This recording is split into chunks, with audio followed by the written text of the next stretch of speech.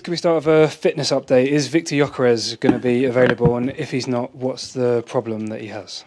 No, he's definitely not available. He hasn't trained today, and we need to do some more tests and scans in the next few days to understand the extent of the injury, but this game is not available.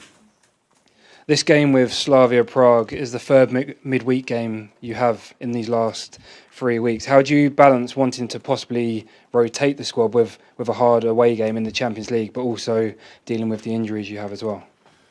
Yeah, that's a situation that we've been dealing now for a few weeks, and trying to have the right freshness, the right cohesion within the team. The team has been competing really well in all different competitions, and tomorrow we know that we have a really tough match here. They are unbeaten here at home all season. Is a team that they are very used to playing together. They have a very clear philosophy. They create a massive atmosphere as well, so we know there's going to be a really tough match.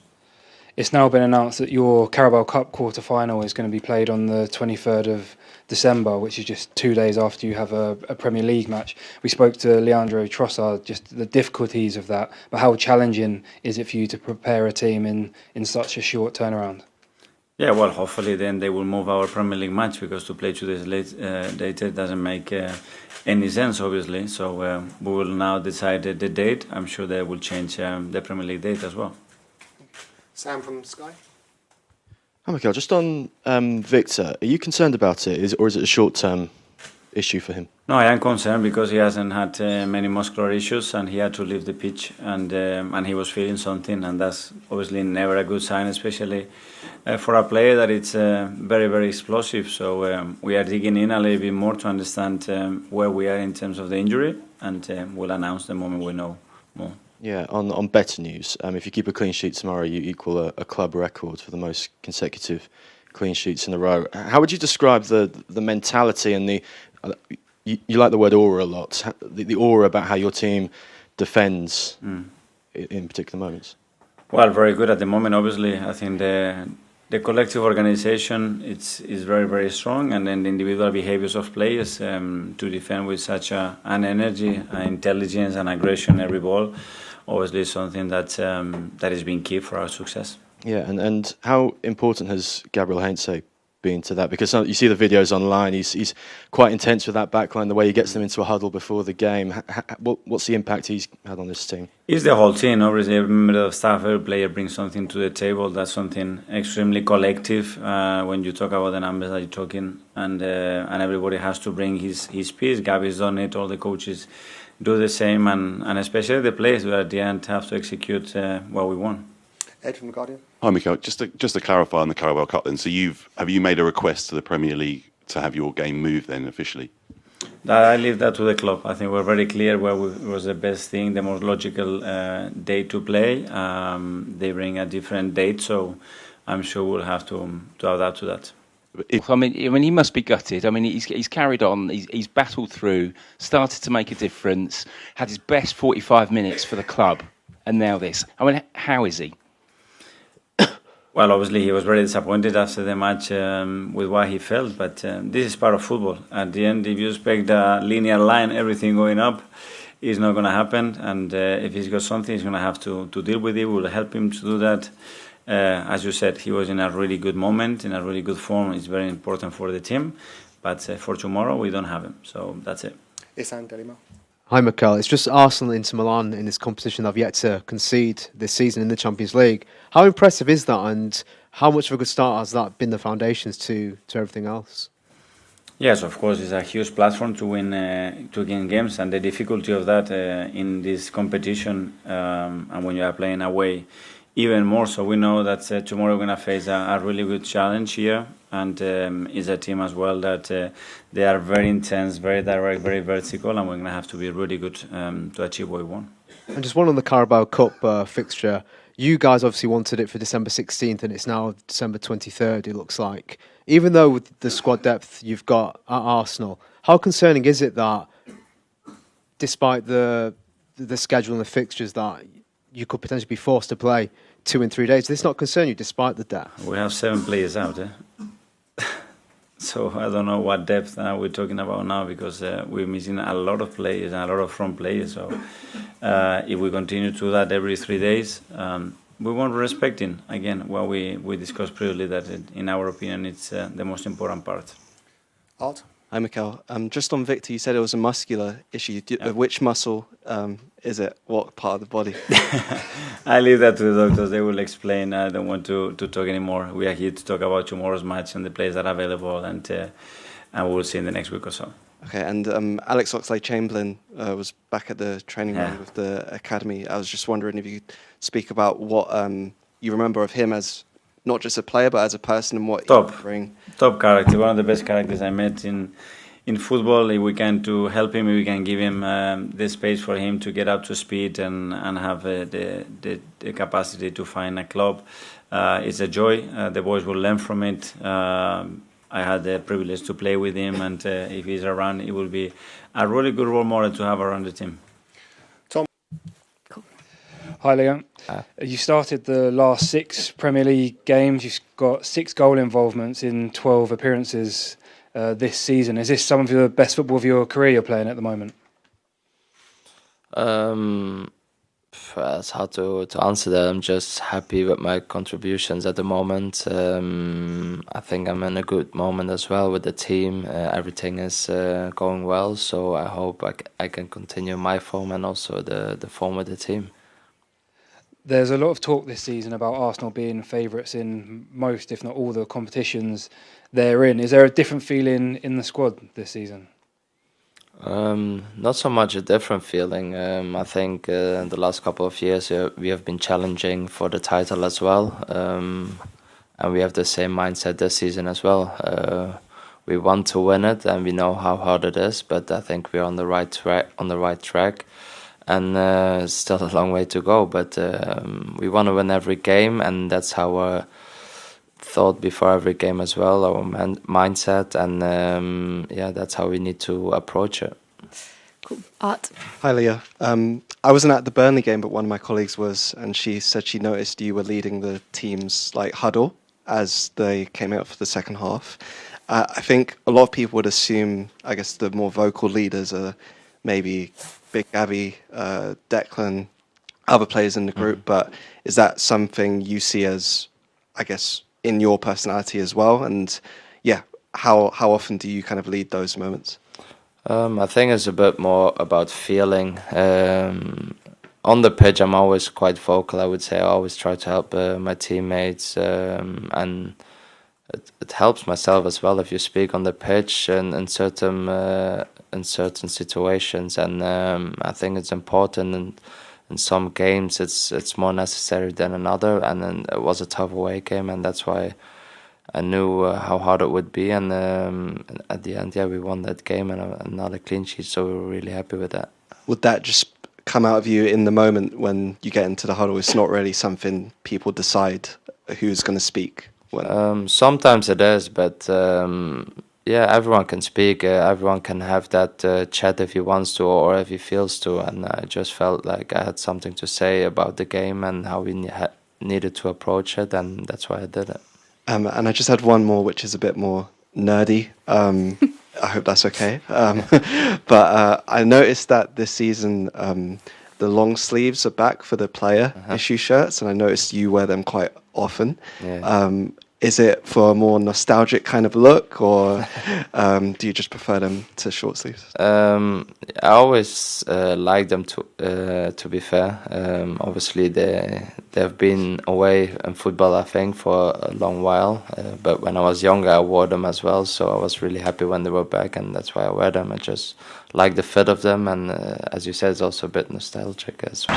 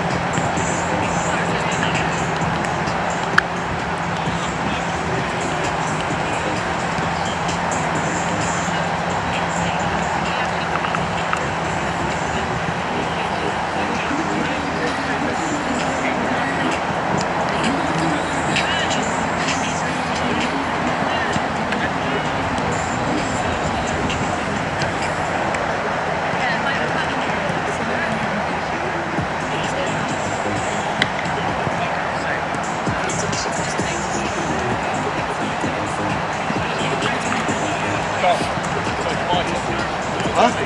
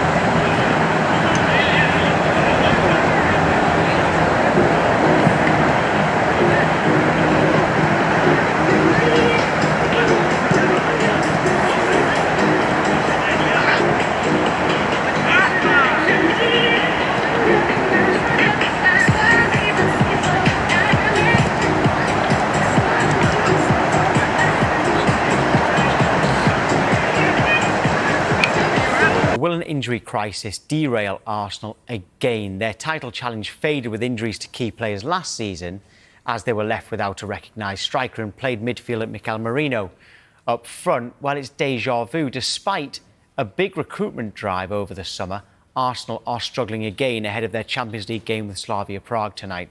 Summer signing Viktor Gyokeres has muscle problems, and he joins forwards Kai Havertz, Gabriel Martinelli, Noni Madueke, and all on the sidelines.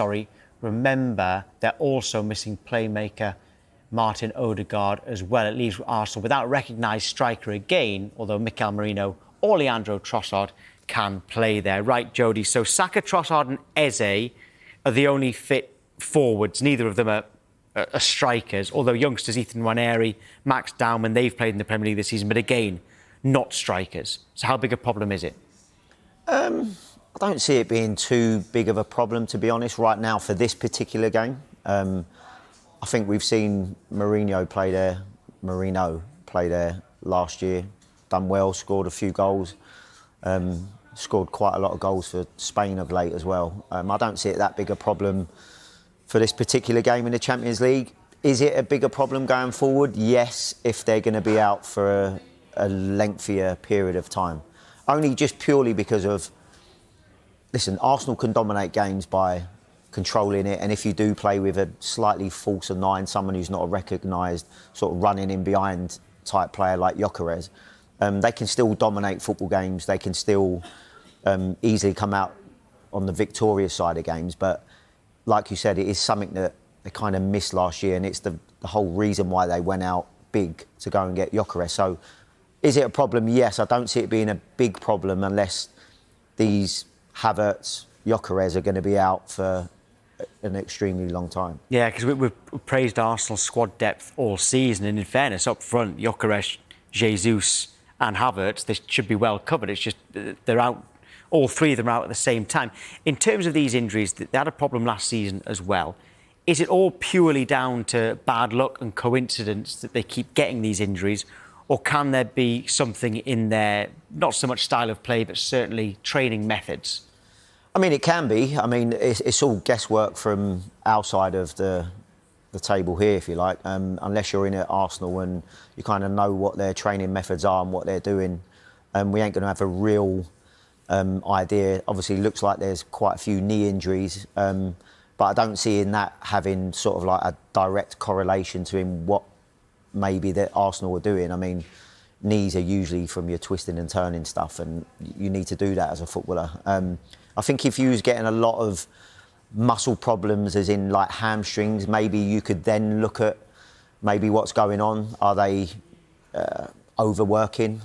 Has there been a spike in workload, which, in fairness, in today's climate and with all the staff, certainly the amount of staff that Arsenal have, they'll be always keeping eyes on the amount of workload that's going on. So I don't ever like to point the finger at anything that's going on from that aspect. I've been involved in clubs before when there's been a bit of finger pointing regarding why there's so many injuries, and there can be a whole host of reasons why there is. So for me at the moment, it's just a coincidence and maybe a bit of luck.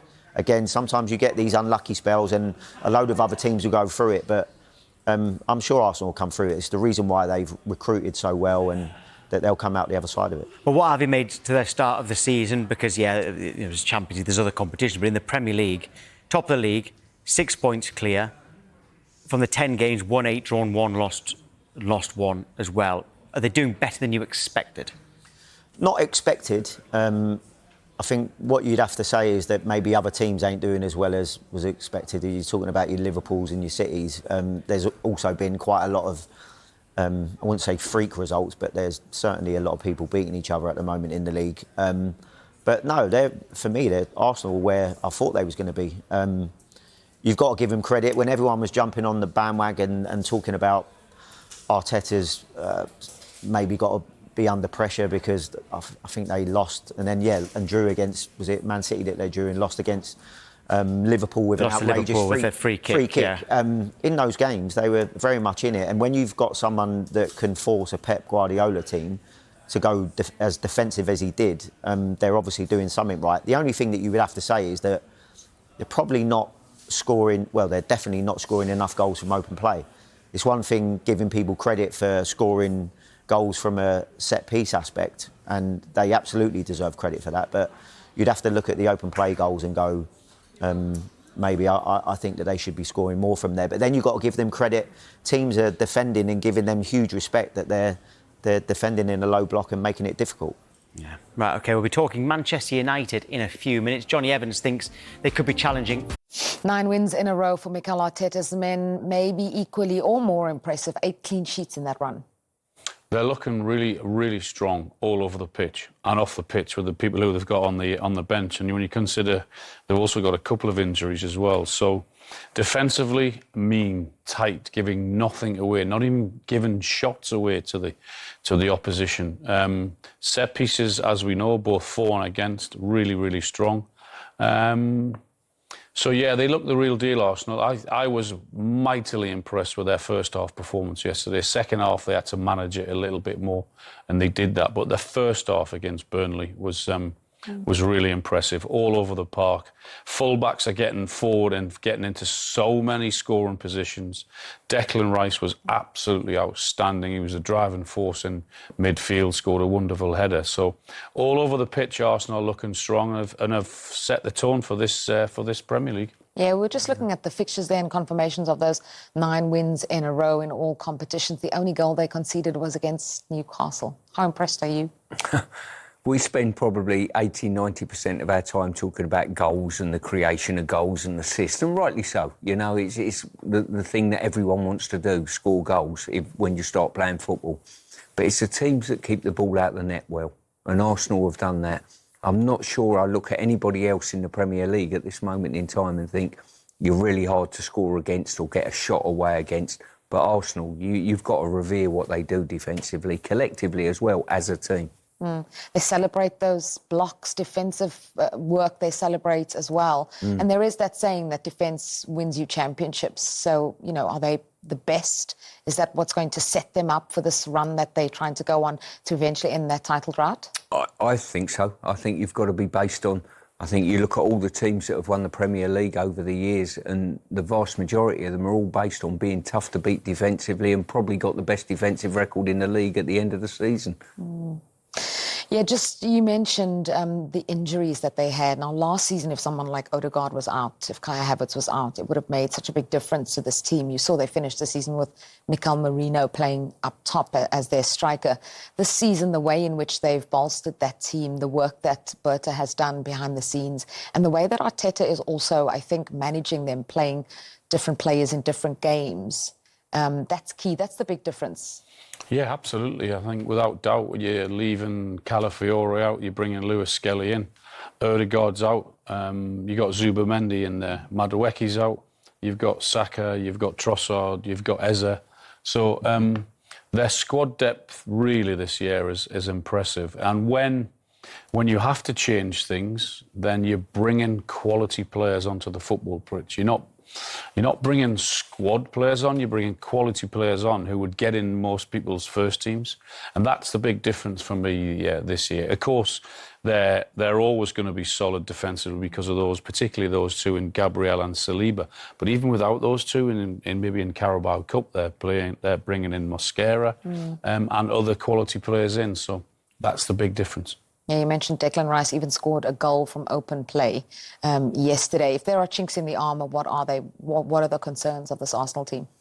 I think it's like all the teams in the league.